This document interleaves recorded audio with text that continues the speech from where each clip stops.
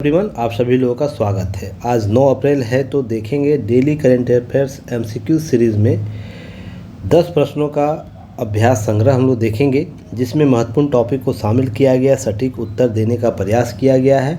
और यह डेली आपको 7 AM में वीडियो अपलोड मिलेगा यूट्यूब पर, तो आप इसे देखिएगा। इसका PDF जो होगा आपको टेलीग्राम चैनल पर शेयर किया जाएगा। युक्ति है, इसके टेलीग्राम चैनल को आप ज्वाइन कर सकते हैं। और साथ ही साथ यह टैगलाइन है इसका 30 मिनट वाली क्लास, तो हम 30 मिनट में देखने का प्रयास करेंगे, समझने का प्रयास करेंगे कौन कौन से महत्वपूर्ण टॉपिक है, इसके एस्पेक्ट क्या क्या उभर कर सामने आ सकते हैं। तो पहला प्रश्न देखते हैं। पहला प्रश्न है, गगन शक्ति अभियान का आयोजन कहाँ किया गया है? हाल ही में एक गगन शक्ति अभियान प्रारंभ किया गया है, तो इसका अब कहाँ आयोजन किया गया, तो इसके ऑप्शन को देख लेते हैं। ऑप्शन में ऑप्शन ए है Lucknow Agra expressway, option D है Delhi Meerut expressway, option C है नर्मदा एक्सप्रेसवे और ऑप्शन डी है मुंबई नागपुर एक्सप्रेसवे। आगे बढ़ने से पहले आप लोगों से एक रिक्वेस्ट है, अगर आप लोगों को किसी भी प्रश्न का उत्तर अगर जानकारी हो तो कमेंट सेक्शन में उसका उत्तर ज़रूर दीजिए। और उत्तर देने के लिए आप 1 का A कर सकते हैं, 1 का B कर सकते हैं। जो भी उत्तर सही होगा आप उत्तर उस तरीके से दीजिएगा, ताकि और भी बेहतर तरीके से हम लोग करने का प्रयास करें। तो इसका सही उत्तर क्या होगा? क्वेश्चन 1 का सही उत्तर क्या होगा? तो ऑप्शन A होगा सही उत्तर। लखनऊ आगरा एक्सप्रेसवे पर यह आयोजन किया गया, गगन शक्ति अभियान के तहत यह प्रयास किया गया। अब ध्यान रखिएगा, इसके तहत क्या है, अगर हम बात करें गगन शक्ति अभियान की बात करें और इससे संबंधित बातों की जो भी संदर्भित बात है उसकी चर्चा करें, तो सबसे पहले आप लोग को ध्यान रखना एक्सप्रेसवे होता क्या है। सबसे पहले एक्सप्रेसवे के संदर्भ में जानकारी आपको होनी चाहिए। अगर हम हाईवे बात कर रहे हैं या एक्सप्रेसवे बात कर रहे हैं, हम एक्सप्रेसवे बात करें या हाईवे बात कर रहे हैं, तो इसमें कुछ बेसिक अंतर है। जैसे एक्सप्रेसवे में क्या होगा, हाईवे से हमेशा ऊंचा होगा। हाईवे से क्या होगा, यह ऊंचा होगा, बना हुआ रहेगा। यह लगातार कई लेनों का बना होगा, जिसमें इंटरलॉक और आउटरलॉक अर्थात आने और जाने के रास्ते होंगे। यह मुख्य बसावट के क्षेत्र से नहीं होकर जाएगा। कहने का मतलब जो जनसंख्या घनी जनसंख्या है उसके बीच वाले रूट से नहीं जाएगा, ये किनारे से जाएगा। तब सबसे महत्वपूर्ण है, यह लंबी रेखा एक्सप्रेसवे की तरफ होगा। इसका मुड़ाव कम देखने को मिलेगा। अगर सड़क जा रही है तो ये लंबे दूरी तक चलेगी। कई लेन के होते हैं, 8 लेन के, 10 लेन के, 16 लेन के, इस तरीके से। अगर इसके अतिरिक्त हम बात करें कि इन सभी एक्सप्रेसवे की बात करें, तो ध्यान रखिएगा यह कब मनाया गया गगन शक्ति अभियान 7 अप्रैल को किया गया था। मैंने पिछले क्लास में ही बोला था, जो महत्वपूर्ण टॉपिक होगा अगर उसको वो अगर छूट जाता है तो अगले क्लास में हम लोग बात करेंगे। यह क्यों महत्वपूर्ण है, तो वायुसेना का याद रखना है, वायुसेना का एक यान है सुखोई, जिसको इसमें लैंडिंग कराने का प्रयास किया गया और यह सफल रहा। यह लैंडिंग सफल रहा, जहां पर एक्सप्रेसवे से टच करके सुखोई उड़ा है। अर्थात इस आपात स्थिति में हमारा वायुसेना किसी भी लड़ाकू विमान को इन एक्सप्रेसवे पर उतार सकती है। तो यह एक महत्वपूर्ण उपलब्धि होता है किसी देश के लिए। अगर इसके अतिरिक्त दिल्ली मेरठ की हम बात करें, तो ध्यान रखिएगा यह एक्सप्रेसवे कुल 96 किलोमीटर है और यह क्या है कि यह देश का सबसे चौड़ा एक्सप्रेसवे, याद रखिएगा क्या है, देश का सबसे चौड़ा एक्सप्रेसवे, जिसमें आपको ध्यान रखना है 14 लेन बने हुए, अर्थात 14 लेन की गाड़ियां इस पर आ जा सकती हैं। ध्यान रखिएगा यह एक्सप्रेसवे कब स्टार्ट हुआ था, 2021 में इसका उद्घाटन किया गया था। इसके अतिरिक्त हम बात करें कि अगर हम इसके अतिरिक्त बात करें कुछ एक्सप्रेसवे के बारे में, कि जैसे भारत का सबसे लंबा एक्सप्रेसवे कौन है, सबसे लंबा एक्सप्रेसवे, तो यह ध्यान रखना आपको क्या है, दिल्ली वडोदरा, याद रखना वडोदरा मुंबई। यह कितना है, इसको लंबाई इसकी 1350 किलोमीटर, बहुत लंबी एक्सप्रेसवे। अगर इसके अतिरिक्त हम बात करें भारत में, अगर हम बात करें कि सबसे बड़ा NH कौन सा, नेशनल हाईवे कौन है, यह बहुत महत्वपूर्ण प्रश्न होता है।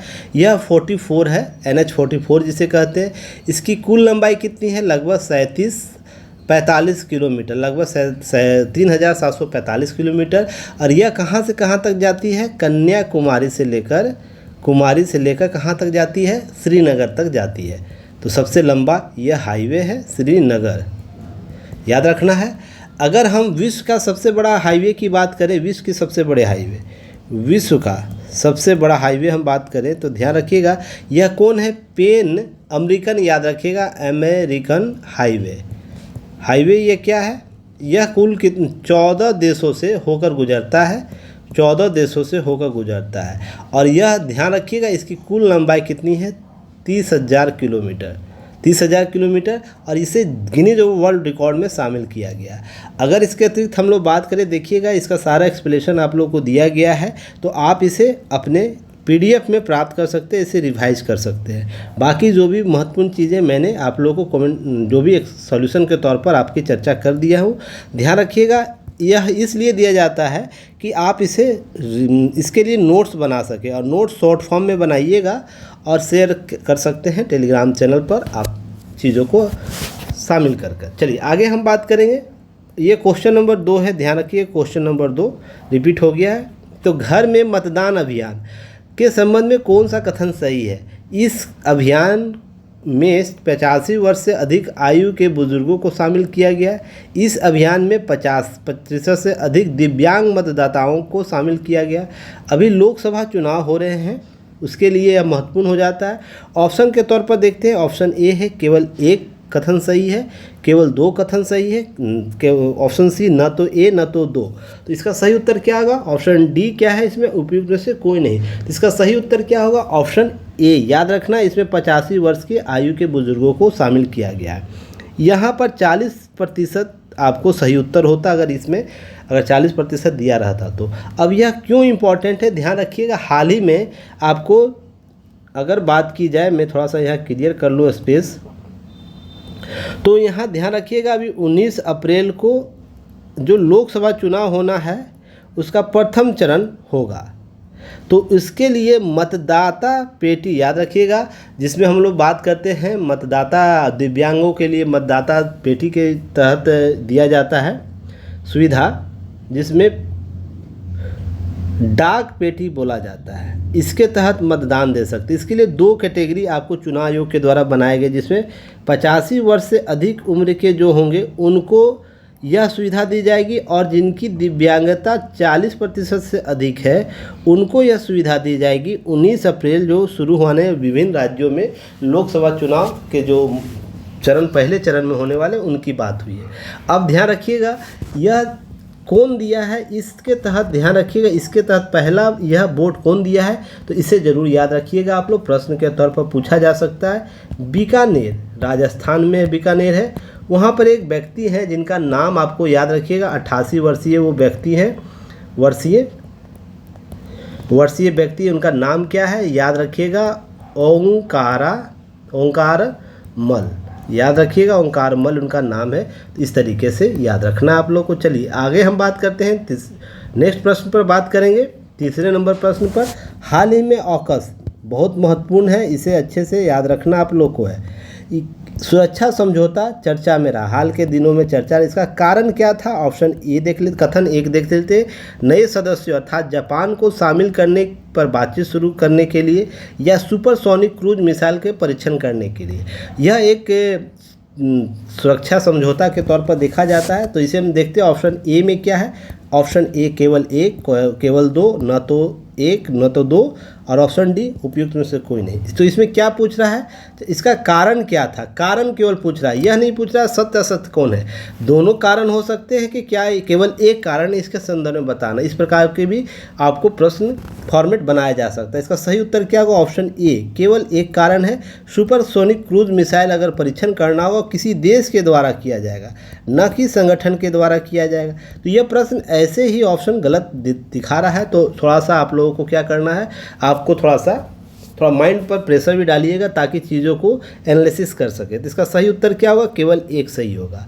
अगर इसके अतिरिक्त हम बात करें कि यह संगठन है क्या, तो इस संगठन के बारे में बात करें तो सबसे पहले ध्यान रखिएगा यह संगठन स्थापित किया गया है चीन के अप्रसार जो विस्तार नीति है उसको रोकने के लिए सबसे पहले तो आप लोग को याद रखना है किसके लिए, चीन के अपसार जो नीति है, जो अपने क्षेत्र भूभागों को हथियाता है आर्थिक रूप से राजनीतिक तौर पर, तो उसको रोकने का ये प्रयास करता है यह संगठन। इसमें सदस्य कौन कौन है, ध्यान रखिएगा। सदस्य देश के तौर पर हम बात करें तो ऑस्ट्रेलिया याद नाम रखना है, ऑस्ट्रेलिया। जैसे यहाँ पर देख रहे हैं, ए से ऑस्ट्रेलिया, यू से यूनाइटेड किंगडम और यूएस से लेके अमेरिका की बात होती है। तो दूसरा यूनाइटेड किंगडम या ब्रिटेन की बात होती है, यूनाइटेड किंगडम या इसको ब्रिटेन भी हम लोग बोलते हैं, ध्यान रखिएगा। और तीसरा यूएसए या अमेरिका, इसको हम लोग शॉर्ट में बोलते हैं अमेरिका। यह 3 देशों के द्वारा महत्वपूर्ण रूप से समझौता एक दिया गया सुरक्षा समझौता के तहत, जिसमें चीन की अप्रसार नीति के लिए यह संगठन बनाया गया। इसमें हाल में जापान को शामिल करने की बात की जा रही है, जापान को इस संगठन के साथ जोड़ने का प्रयास किया जा रहा है, जिस पर वार्ताएँ चल रही हैं। अगर ये सही हो जाता तो ये कॉन्सेप्ट याद रखिएगा क्वाड का। क्वाड भी 4 देशों का समूह है। तो क्वाड देशों में 4 देशों समूह में कौन कौन शामिल है, जिसे हम लोग चतुर सुरक्षा संवाद या क्वाड्रियल सिक्योरिटी, क्वाड्रियल जिसे हम लोग बोलते हैं QAAD, क्वाड बोलते हैं, क्वाड्रियल आपको सिक्योरिटी काउंसिल डायलॉग के तौर पर देखते हैं इसे। तो इसमें कौन कौन सा देश शामिल है, तो सबसे पहले याद रखना है इसमें आपको भारत शामिल है, अमेरिका शामिल है, जापान शामिल है और ऑस्ट्रेलिया। तो यह संगठन क्या करता है कि हिंद प्रशांत महासागर क्षेत्र का जो क्षेत्र है उसके चीनी प्रतिद्वंदता के तौर पर इसे देखा जा रहा है। चीन के जो प्रसार नीति है उसको रोकने के लिए भी यह भी प्रयास कर रहा है। कहाँ पर, हिंद और प्रशांत महासागर क्षेत्र। तो जो ऑकस है और हिंद महासागर की जो उद्देश्य है वो समानांतर तौर पर देखा जा रहा है, समानांतर तौर पर। तो यह भी महत्वपूर्ण होता है। क्वाड सम्मेलन आप लोग को याद रखना है, तो थोड़ा सा इसका आप इन सब चीज़ों को थोड़ा सा एक्टिव मोड में देखिएगा। अगर हम क्वाड की स्थापना की बात करें तो ध्यान रखिएगा 2007 में किया गया था। 2023 का शिखर सम्मेलन कहाँ किया गया था, जो 5वां शिखर सम्मेलन था आपको जापान में किया गया। कहाँ पर, हिरोशिमा। उससे पहले यह ऑस्ट्रेलिया में प्रस्तावित था, ध्यान रखिएगा ऑस्ट्रेलिया में प्रस्तावित था, जहाँ किसी कारणवश यह सम्मेलन शिखर सम्मेलन नहीं हो सका। तो इसके एवज पर जापान के हिरोशिमा में यह आयोजित किया गया था। और 2024 का शिखर सम्मेलन कहाँ होगा, दिल्ली में, ध्यान रखिएगा दिल्ली में आयोजित किया जाएगा। इतना कम से कम आपको पीटी फैक्ट जानकारी होनी चाहिए। इसके अतिरिक्त भी हम लोग जो आप लोगों को करेंट MCQ आपको चलाया जा रहा है, उसके अतिरिक्त आप लोग को ध्यान रखिएगा अब एक टॉपिक वाइज MCQ सीरीज़ चलाया जाएगा। पहले 5 अप्रैल से इसको आपको गूगल फॉर्म में इसको क्या दिया जाता था, क्वेश्चन दिया जाता था, जो आप लोग सभी इसका उत्तर देके सबमिट करते थे। अब क्या होगा कि 7 AM में आपको यह क्वेश्चन दिए गए डेट्स के अनुसार, जैसे कल 9 तारीख है तो 7 AM में इसका क्वेश्चन आप लोग को प्रोवाइड करा दिया जाएगा। और इसी का आपको नेक्स्ट 9 PM में आपको इसका सॉल्यूशन एक्सप्लेनेशन आपको यहाँ पर शामिल करके एक वीडियो अपलोड किया जाएगा, उस पर हम लोग चर्चा करेंगे। यह सीरीज आपको 25 क्वेश्चन का होता है, 25 क्वेश्चन का, जिसमें हम लोग 15 आपको दिए गए टॉपिक से, जैसे इस कल के डेट में गवर्नर जनरल वायसराय का टॉपिक है, तो 15 प्लस 10 करेंट का क्वेश्चन होता है। तो हम जो एक्सप्लेनेशन करेंगे उसमें आप लोगों को 15 क्वेश्चन के सॉल्यूशन का एक्सप्लेनेशन करेंगे, जिसको आपको वीडियो के तौर पर उपलब्ध होगा। करेंट की बातें फिर हम लोग करेंट के MCQ में करेंगे। तो दिए गए टॉपिक के अनुसार आप लोगों को किसी भी बुक से अपने टॉपिक को पढ़ लेना है और दिए गए टेस्ट डेट के अनुसार आप लोग को टेस्ट देना, उसका वीडियो आप लोग को अपलोड कर दिया जाएगा।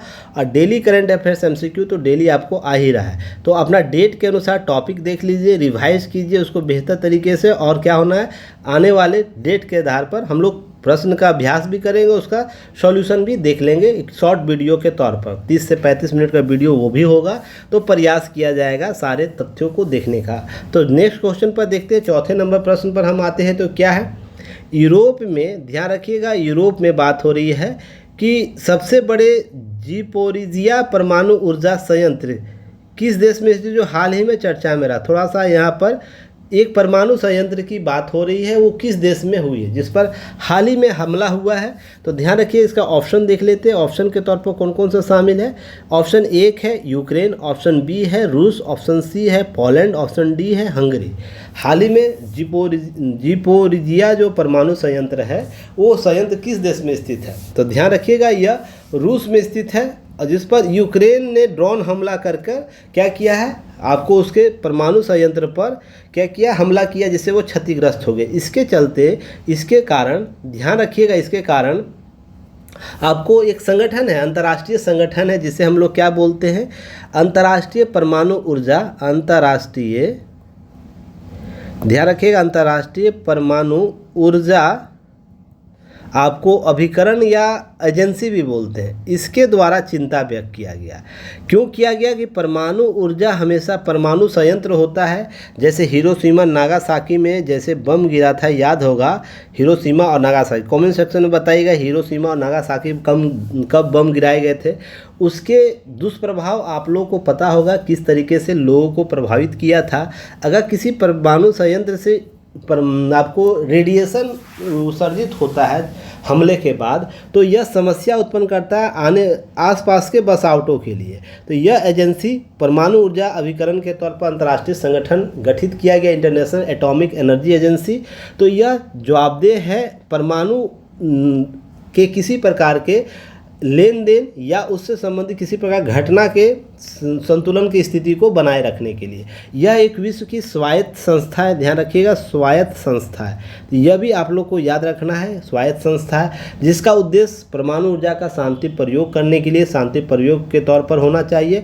इसका गठन कब किया गया था, गठन अगर हम बात करें इस ऊर्जा अंतर्राष्ट्रीय परमाणु ऊर्जा अभिकरण का, तो इसको याद रखना 29 जुलाई कब तक, 1957 को इसका स्थापना की गई थी। और इसमें वर्तमान महानिदेशक कौन है, महानिदेशक की बात करें तो इसमें कौन वर्तमान में है, तो इनका नाम याद रखना है राफेल मारियानो, याद रखना है, राफेल मारियानो ग्रॉसी इनका नाम है, तो यह महत्वपूर्ण है, आपको प्रश्न इसके तहत पूछा जा सकता है। जो ये कब बनी है, तो 3 दिसंबर, आपको याद रखना 3 दिसंबर 2019 को इसका महानिदेशक बनी है। तो ध्यान रखिएगा, 6ठे महानिदेशक के तौर पर, कितने 6th महानिदेशक के तौर पर इसकी नियुक्ति हुई है। अगर हम परमाणु ऊर्जा भारत के संदर्भ में बात करें, तो भारत के संदर्भ में, एक सेकेंड होल्ड कीजिएगा, देखिए कुछ संयंत्रों का नाम आपको याद रखना है, जैसे काकरापाड़ा गुजरात, नरोरा यूपी में है, कलपक्कम तमिलनाडु, कैगा कर्नाटक, रावत भाटा राजस्थान, तारापुर महाराष्ट्र, कुंडकुलम तमिलनाडु में। कुल 22 संयंत्र स्थापित है, जिससे आपको 55780 मेगावाट बिजली उत्पादित की जा रही है। और ध्यान रखिएगा, भारत कुल ऊर्जा उत्पादन क्षमता वैश्विक स्तर पर 7वीं है। यह लास्ट डाटा के अनुसार है, जिसमें देश में स्थापित परमाणु ऊर्जा संयंत्र के तौर पर अमेरिका में 100 से अधिक है, जापान 53, फ्रांस 58, चीन 38, रूस 36 परमाणु ऊर्जा संयंत्र स्थापित किया। अगर निर्माणाधीन हम भारत में बात करें, तो कलपक्कम में 500 मेगावाट की ऊर्जा स्थापित की जा रही है, काकरापारा 1400 मेगावाट के, राव भाटा 1400 मेगावाट, कुंडकुलम आपको 1000 मेगावाट। अगर 2000 के डाटा की बात करें, 2031 तक भारत में 15700 मेगावाट परमाणु ऊर्जा संयंत्र स्थापित करने का लक्ष्य रखा गया।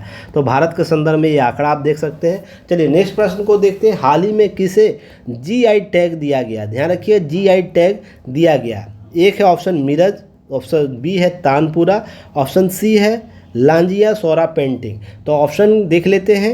अगर 1 2 3 कथन के तौर पर देखें, तो यह केवल 1 है, केवल 2 है, 1 और 3 दोनों है, या ऑप्शन डी 1 2 3 तीनों है। तो ध्यान रखिएगा सही उत्तर क्या होगा, अच्छे से इसका उत्तर देने का प्रयास कीजिएगा। इसका सही उत्तर केवल 2 होगा, तानपुरा। यह ध्यान रखिएगा। इसके अतिरिक्त हम इसके तथ्य को देखें तो ध्यान रखना है क्या क्या आपसे प्रश्न पूछा जा सकता है। जैसे बात हम करें इस GI टैग के बारे में, तो सबसे पहले आपको ध्यान रखना है GI टैग होता क्या है। यह एक भौगोलिक संकेतक होता है। क्या होता है, भौगोलिक संकेतक। किसी क्षेत्र विशेष के लिए, मान लीजिए क्षेत्र में कुछ विशेष आपको उत्पादन हो रहा है, या किसी प्रकार कलाकृति या किसी पर भौगोलिक संकेतक के तौर पर इसे मान्यता दिया जाता है। कितने वर्षों के लिए दिया जाता है, यह भी याद रखना है। यह आपको आपको प्रदान किया जाता है, आपको 10 वर्षों के लिए प्रदान किया जाता है। तो ध्यान रखिएगा, जीआई टैग ऐसा नाम है, चिन्ह है, जिसका उपयोग हम विशेष स्थिति के तौर पर देख सकते हैं, विशेष क्षेत्र के तौर पर, उत्पादों के तौर पर हम इसे देखते हैं। तो यह जीआई टैग आपको दिया जाता है, 10 वर्षों के लिए दिया जाता है, ताकि हम उस क्षेत्र विशेष के उत्पादन को, उसका बाजारीकरण कर सके, उसको उसकी महत्व भूमिका को बता सके, और लोग उसको जीआई टैग के तौर पर, अगर संकेतक के तौर पर लिखता है तो लोग पंजीकरण करते हैं, उसको क्या करते हैं, खरीदते हैं। अब ध्यान रखिएगा, वस्तुओं का इसको किसके तहत मिलता है, तो वस्तुओं के भौगोलिक, याद रखिएगा, भौगोलिक उपदर्शन या रजिस्ट्रेशन और संरक्षण अधिनियम हम जिसे बोलते हैं, अधिनियम, इसको 1999 के तहत रजिस्टर्ड किया जाता है, जिसमें 10 वर्षों तक भौगोलिक संकेतक दिया जाता है। अगर हम बात करें जीआई टैग की बात करें, तो ध्यान रखना है, जीआई टैग यह आपको महाराष्ट्र क्षेत्र में आपको दिया गया, महाराष्ट्र क्षेत्र के एक मिरज कस्बा है, ध्यान रखिएगा, कस्बा है, गांव है, उसमें 2 प्रकार के आपको बनाए जाते हैं, सितार और तानपुरा। आप लोग सुनते होंगे, तानपुरा आपको देखने को मिलता है, इसमें एक रस्सी होती होगी और लोग कंधे पर लगा कर बजाते हैं। तो यह दोनों को जीआई टैग दिया गया है। तो यहाँ पर केवल तानपुरा का नाम दिया गया है, इसलिए इसका नाम आपको जीआई टैग में दिखा है। मीरज का स्थान का नाम है, तो यह ऑप्शन गलत होगा। लांजिया सोरा जनवरी 2024 में आपको दिया गया है जीआई टैग। ध्यान रखिएगा, यहाँ प्रश्न है हाल ही में, अर्थात इस महीने की बात हो रही है, पिछले महीने की बात हो रही होगी। तो जनवरी 2024 में यह पुरस्कार इसको दिया गया था, पेंटिंग को। तो कुछ अतिरिक्त जानकारी आप लोगों को इसके अतिरिक्त जानकारी रखनी होगी, जैसे जीआई टैग किसे किसे प्राप्त हुआ है। तो हम बात कर सकते हैं, हाल ही में आपको ध्यान रखना है, जीआई टैग प्राप्त हुए हैं जो 2024 में हम बात करेंगे, जनवरी 2024 में फिर इस बार जीआई टैग मिला है।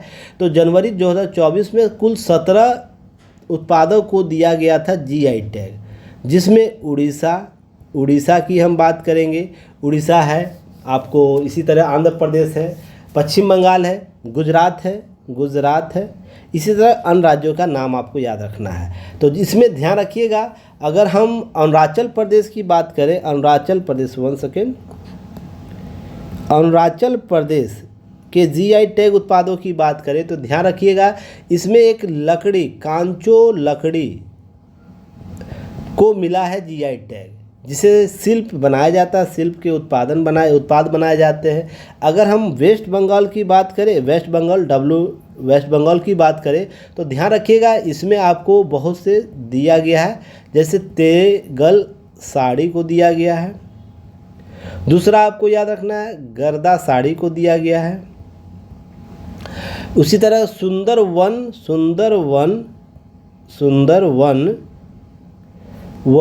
खारे को दिया गया है, नाम यह है, खारे को दिया गया। अगर हम उड़ीसा के क्षेत्रों को देखें, उड़ीसा के जीआई टैग किसे किसे मिला है, तो हम इसके अतिरिक्त देख सकते हैं कि जैसे लांजिया सोरा पेंटिंग को दिया गया, कहाँ का है, उड़ीसा का जीआई टैग उत्पाद है। अब इसके बाद हम कोरा नाम याद रखना, कोरापुट काला जीरा, इसको भी जीआई टैग दिया गया, उड़ीसा के क्षेत्र में महत्वपूर्ण है। इसके अतिरिक्त और भी आपको जीआई टैग के तौर पर दिया गया, उसका उत्पाद आपको लिस्ट में शामिल किया गया है, जैसे बैंगन, उड़ीसा खजूरी की बात की, चावल की बात की, काला जीरा चावल की बात की, काई चटनी की बात की जाए, इस प्रकार से जीआई टैग दिया गया है। जम्मू कश्मीर को रामबनन अनारदाना के लिए दिया गया है। इसी तरह सारे चीज़ों को यहाँ पर चर्चा किया गया। तो जब आपको पीडीएफ टेलीग्राम चैनल पर दिया जाता है, तो आप वहाँ से चीज़ों को कलेक्ट कर सकते हैं। इसके लिए टेलीग्राम चैनल आपको ज्वाइन करना होगा, और टेलीग्राम चैनल ज्वाइन करने के 2-3 आसान तरीके हैं। आपको लास्ट में एक बार कोड दिया जाएगा, जिसे स्कैन करके आप वहाँ जा सकते हैं, जुड़ सकते हैं, या तो डायरेक्ट टेलीग्राम चैनल पर युक्ति IAS टाइप कीजिएगा, इसी बार आपको लोगों के साथ हम लोग वहाँ मिलेंगे, आप वहाँ ज्वाइन करके इसे बिल्कुल मुफ्त प्राप्त कर सकते हैं, इसके पीडीएफ को। चलिए अगले क्वेश्चन पर हम बात करेंगे, 7वें नंबर प्रश्न पर। देखिए, इलेक्ट्रोएसेंस फेलोग्राम जिसे हम लोग शॉर्ट में EEG कहते हैं, कि खोज का कौन सा वर्षगांठ मनाई गई हाल ही में। यह कौन सा वर्षगांठ था, यह इसी आपको EEG का जो कॉन्सेप्ट है, जिसमें न्यूरोसर्जन मस्तिष्क का नॉलेज लेते हैं। तो ऑप्शन के तौर पर देखते हैं क्या क्या है दिया हुआ है। ऑप्शन है 75वीं वर्षगांठ मनाया गया, 100वीं वर्षगांठ मनाया गया, 125वीं वर्षगांठ, या 100 यहाँ पर 150 कर लीजिए, कंटेंट एरर हो गया, 150वीं वर्षगांठ मनाया गया। तो इसका सही उत्तर होगा ऑप्शन बी, इसका 100वीं वर्षगांठ मनाया गया। अब ध्यान रखना आप लोग को, यह किसके द्वारा किया गया था, इसकी खोज जर्मन वैज्ञानिक थे हैंस बर्गर, याद रखिएगा हैंस बर्गर, उनके द्वारा इसकी खोज की गई थी, जिसको इलेक्ट्रो एसेंसेफेलोग्राम कहते हैं। जिसका मुख्य काम क्या है, ध्यान रखिएगा, यह मस्तिष्क में जो समझने में तंत्रिका को क्या है, समझ विकसित करने में या समझने में आसान होता है, तंत्रिका का, मस्तिष्क तंत्रिका का, ये इसके लिए उपयोग किया जाता है। अब यह ध्यान रखिएगा, मस्तिष्क की गतिविधियों को जांच करता है। साथ ही साथ मिर्गी का बीमारी आप सुनते होंगे, उसके जांच के लिए भी यह स्थितियों निदान करने के लिए दैनिक आधार पर EEG का प्रयोग किया जाता है। तो ध्यान रखना, इसके अतिरिक्त आपको जानकारियाँ और भी होगी, PDF में आपको चीज़ें दी गई हैं, महत्वपूर्ण चीज़ें मैंने चर्चा कर रखा है, ठीक है ना। इसी प्रकार देखते हैं ECG के लिए इस प्रकार के आपके मस्तिष्क में छोटे छोटे इलेक्ट्रॉन्स के जो है आपको ब्रेन में लगाए जाते हैं मशीन, और उससे मापा जाता है। इस प्रकार से जिग जैक से मापा जाता है इसकी गतिविधि को, जिसमें न्यूरोसर्जन जो स्पेशलिस्ट होते हैं इसके बारे में बताते हैं किस प्रकार से बीमारी का स्थिति है। चलिए 8वां नंबर प्रश्न देखते हैं, CRPF शौर्य दिवस कब मनाया जाता है। बहुत ही महत्वपूर्ण है, इस प्रकार के आपको प्रश्न पूछे जाते हैं। तो इस प्रश्नों का उत्तर के तौर पर हम ऑप्शन देख लेते हैं क्या है। या 8 अप्रैल है, 9 अप्रैल है, 10 अप्रैल है, 11 अप्रैल है। तो इसका सही उत्तर क्या होगा, इसका सही उत्तर ऑप्शन बी क्या होगा, 9 अप्रैल को यह मनाया जाता है शौर्य दिवस के तौर पर। यह कब से मनाया जा रहा है, ध्यान रखिएगा, यह 1965 के युद्ध के बाद, जब 9 अप्रैल को 1965 के युद्ध गुजरात के कच्छ रण में, याद रखिएगा कहाँ पर, गुजरात के एक कच्छ रण है, भूमि पर जो सूखा प्रदेश है कच्छ रण, वहाँ पर ध्यान रखिएगा। वहाँ पर आपको जब पाकिस्तान के साथ युद्ध हो रहा था तो 2 बटालियन उसके द्वारा आपको पाकिस्तानी सेना के कुछ लोगों को वहाँ पर रोका गया था, लगभग 32 से 38 लोगों को उसको मार के गिराया गया था। इसी शौर्य के लिए इस दिवस को CRPF शौर्य दिवस के तौर पर मनाया जाता है 9 अप्रैल को प्रतिवर्ष। ध्यान रखिएगा, इसके अतिरिक्त जानकारी रखनी है कि अप्रैल में कौन कौन से दिवस हैं। अगर बात की जाए, 1 सेकेंड होल्ड कीजिएगा, अप्रैल में कौन कौन से महत्वपूर्ण दिवस है, तो ध्यान रखिएगा 5 अप्रैल आप लोग को याद रखना है, 5 आपको 7 अप्रैल, 10 अप्रैल, इसी तरह से 14 अप्रैल, 18 अप्रैल, कम से कम इन सब दिवसों का याद रखना है, 22 अप्रैल, 24 अप्रैल और एक 26 अप्रैल इधर याद रखिएगा कौन कौन सा दिवस मनाया था। तो आपको 5 अप्रैल को मनाया जाता है राष्ट्रीय, क्या नाम है, राष्ट्रीय समुद्री दिवस, याद रखना है। फिर 7 अप्रैल को विश्व स्वास्थ्य दिवस। कमेंट सेक्शन में आप लोग बता सकते हैं, ऐसी कोई बात नहीं है कि नहीं बता सकते हैं, अगर जानकारी हो तो ज़रूर लिखिए। विश्व होम्योपैथी दिवस, क्या नाम है, होम्योपैथी दिवस मनाया जाता है, होम्योपैथी दिवस। अगर 14 अप्रैल की बात करिए तो हम लोग क्या मनाते हैं, सांस्कृतिक एकता दिवस मनाते हैं। और यह किन किन देशों के संदर्भ में मनाया जाता है, तो भारत, श्रीलंका, याद रखना है, श्रीलंका, मालदीव जिसके साथ हाल में विवाद चला है, मालदीव, और बांग्लादेश नेपाल के साथ, नेपाल याद रखना है। इसके साथ आपसी सहमति के लिए सांस्कृतिक एकता दिवस मनाया जाता है। 18 अप्रैल को क्या मनाया जाता है, विश्व विरासत दिवस मनाया जाता है। अगर 22 अप्रैल की हम बात करें तो बहुत इम्पोर्टेंट डे है, पृथ्वी दिवस, अर्थ डे मनाया जाता है। दिवस मनाया जाता है। और हम 24 अप्रैल की बात करें तो राष्ट्रीय पंचायती राज दिवस मनाया जाता है। ये बहुत ही महत्वपूर्ण है, पंचायती राज दिवस। इसी के दिन क्या हुआ था हमारे यहाँ, आपको पंचायती राज स्थापित किया गया था। और 26 अप्रैल को ध्यान रखना है, विश्व बौद्धिक संपदा इंटेलेक्चुअल प्रॉपर्टी राइट दिवस मनाया जाता है।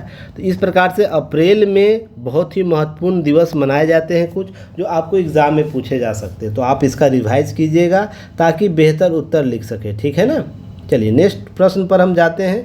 इसका सारा सॉल्यूशन के तौर पर आप लोगों को दिया गया है, आप इसे देख सकते हैं, पीडीएफ में प्राप्त हो जाएगा। चलिए नेक्स्ट क्वेश्चन देखते हैं। हाल में किस देश के सूखे के कारण आपदा की स्थिति की घोषणा की है? हाल ही में किस देश में सूखा इतना पड़ा जिसके कारण आपदा की स्थिति की घोषणा की है? तो ऑप्शन देख लेते हैं।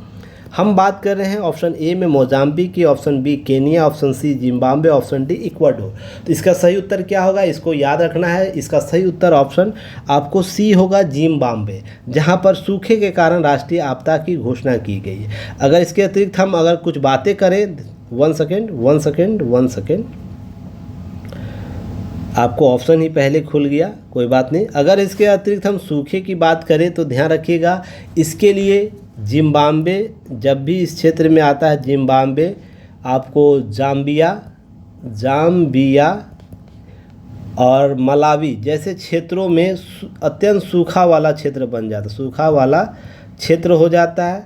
अब हम इसके अतिरिक्त बात करें कि जिम्बाब्वे के जो राष्ट्रपति जिनका नाम आपको याद रखना है, क्या नाम है, मनागवा, उनके द्वारा कितने डॉलर का मांग किया गया है? ध्यान रखिएगा, लगभग $2 बिलियन का जो आपको मांग किया गया है। 2 अरब डॉलर का मांग किया गया है इस सूखे से निपटने के लिए।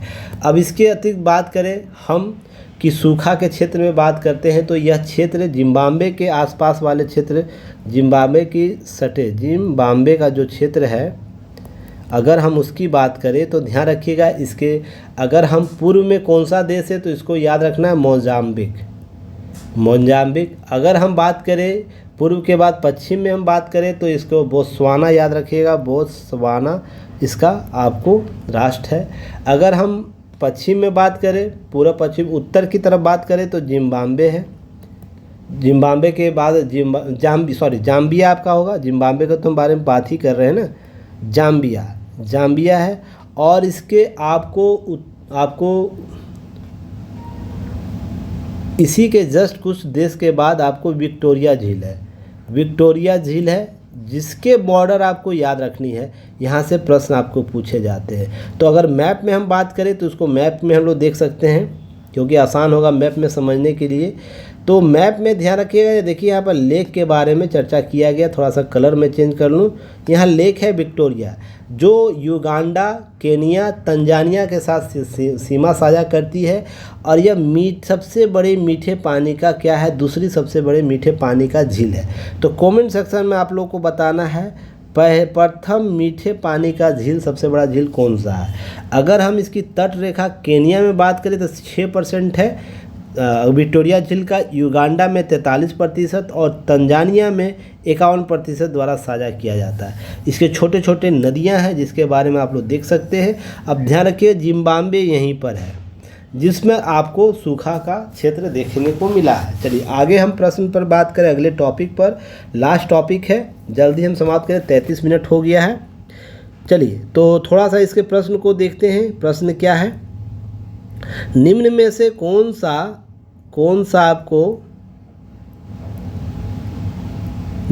स्लोवाकिया के राष्ट्रपति चुनाव में जीत दर्ज की है? तो ऑप्शन देख लेते हैं। स्लोवाकिया के राष्ट्रपति चुनाव में जीत दर्ज की है तो रॉबर्ट फिको, मैकेडो डिलाने, वैलेरी एडम्स या पीटर पेलेग्रिनी। तो ध्यान रखिएगा, इसका सही उत्तर क्या होगा। इसका सही उत्तर आपको ऑप्शन डी पीटर पेलेग्रिनी होंगे, जो अभी स्लोवाकिया है उनके राष्ट्राध्यक्ष बनेंगे। उन्होंने जीत दर्ज की है। इसके अतिरिक्त हम बात करें कुछ चीज़ों को लेकर, जैसे आपको 1 सेकेंड, अगर हम बात करें कि अभी हाल ही में कुछ नियुक्तियां हुई हैं, जैसे COP 21 सेकेंड रुक जाइएगा, कुछ एरर हो गया है। जैसे COP 29 की बात करें उसमें नियुक्ति किनकी हुई है अध्यक्ष के तौर पर? मुख्तार, याद रखिएगा, बाबा येब। अगर हम एशिया ओलंपिक खेल की बात करें, एशिया ओलंपिक खेल की बात करें, ओलंपिक परिषद की बात करें, उसकी अध्यक्ष कौन बने हैं?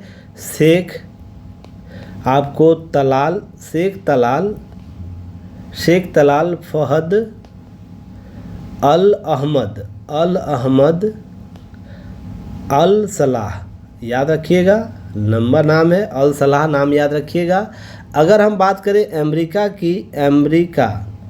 की पहली मुस्लिम महिला संघीय जज कौन बनी है, फेडरल जज कौन बनी है? तो इनका नाम याद रखना है, नुसरत चौधरी नाम याद रखना है। यह आपसे प्रश्न पूछ सकता है। अगर इसके तहत हम बात करें ब्रिक्स बैंक के अध्यक्ष को नियुक्त हुए हैं, तो डिल्मा आपको रूसेफ याद रखना है, रूसेफ। अगर हम बात करें संयुक्त राष्ट्र जो यूएन का जो महासभा अध्यक्ष है, महासभा जो सत्र चलेगा 78 के सत्र के अध्यक्ष जो बनेंगे, अध्यक्ष कौन है? तो उनकी नियुक्ति याद रखिएगा, डेनिस फ्रांसीसी। कहाँ के हैं? तो यह त्रिनाग एंड टोबैगो के हैं। यह याद नाम रखिएगा। हाल ही में भारत के दौरे पे थे पिछले महीने, और इन्होंने भारत के जो यूपीआई सिस्टम की चर्चा यूएन मंच पर की है। हाल ही में इनका एक न्यूज़ आर्टिकल आया था, जिसके बारे में आपको जानकारी होनी चाहिए। अगर इसके अतिरिक्त भी और भी जानकारी है तो पीडीएफ में दिया गया। बहुत सी नियुक्तियां दी गई है, जैसे रॉबिन विक्सन न्यूयॉर्क के पहले अश्वेत मुख्य न्यायाधीश बनाए गए। सुल्तान अहमद अल जाबेर 28 के अध्यक्ष होंगे। तैबियक इकाराम, याद रखिए, अंतर्राष्ट्रीय हॉकी महासंघ के अध्यक्ष होंगे। असीम मुनीर पाकिस्तान के नए सेना प्रमुख। नीरज चोपड़ा स्विट्जरलैंड के फ्रेंडशिप एम्बेसडर हैं। अगर ट्रेसो सेल्घेंसियम WHO के नए आपको निदेशक, दूसरा कार्यकाल इनको गिलबर्ट हैगोबो टोगो अंतर्राष्ट्रीय श्रम संगठन के महानिदेशक, और कैथरीन रेसलर यूनिसेफ के नए प्रमुख बनाए गए। अगर इसके अतिरिक्त भी कुछ जानकारी और भी चाहिए, तो जैसे आपको कौन कौन से राष्ट्राध्यक्ष बनाए गए हाल में, आप लोग कमेंट सेक्शन में बताइएगा। जैसे नेपाल के किनको बनाया गया, हाल ही में मॉरिशस के बने हैं, मॉरिशस, तो कमेंट में बताइएगा यहाँ नेपाल के PM कौन है, राष्ट्रपति कौन है।